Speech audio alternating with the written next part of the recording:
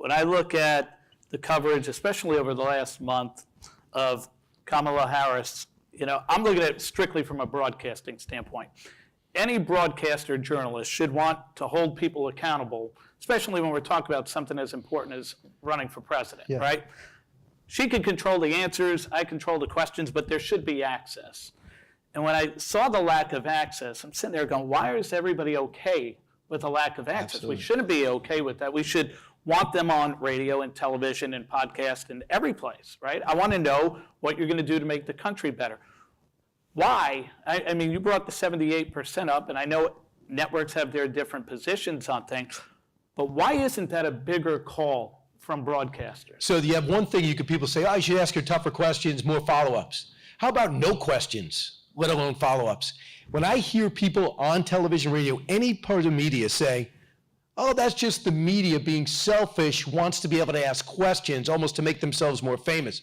No, the media represents the people in many cases asking the questions the audience wants, voters want, and if you don't have a chance to ask a bad question, that should never be acceptable. And when media goes, yeah, I know, I'm being a little selfish, but she doesn't have to talk to us. Oh, yeah, she does. This is a job interview. Imagine showing up for a job interview and go, I will not answer any of your questions, but I look great.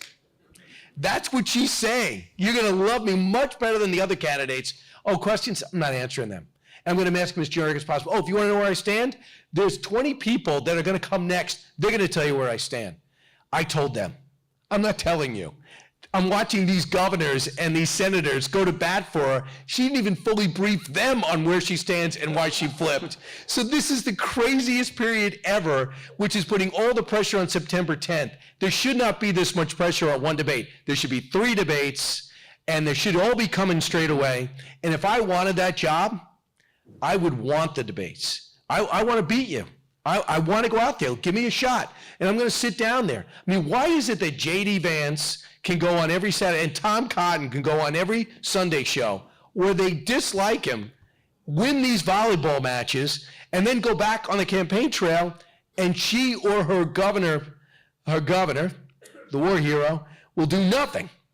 So I don't understand it. I just hope things I hope things change, because in the back of my head, it's Nancy Pelosi saying, we'll have to pass it to find out what's in it. We'll have to elect her to find out what she'll do.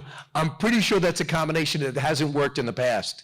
Or hopefully we never had to test it in the past. At some point, if she's trailing, she's going to have to come forward, and then all hell's going to break loose. Do you have a theory on why broadcasters have accepted that? They wanted to win. Very simple. Which I get, everybody likes, but we should also want to know what, to your point, if you're going to run the country, we should know what you're going to do to run the country. I just think that's logical and rational, right? I don't know these guys that well personally, but Anderson Cooper and Jake Tapper kind of feel the same way. They are saying that. Nobody in MSNBC is saying that, but other people, like I heard Margaret Brennan, I heard Jonathan Karl, kind of say what you just said. Is she going to tell us at all why she switched? And then we watched this governor of Colorado go, not sure, we didn't really go over that, but let me just tell you why. It's good for a leader to change. Good. Could the leader tell me if they change, and if you have some time, why? That would help. So to me, it's an unthinkable scenario that I'm sitting here in September after Labor Day, and that's a legitimate question.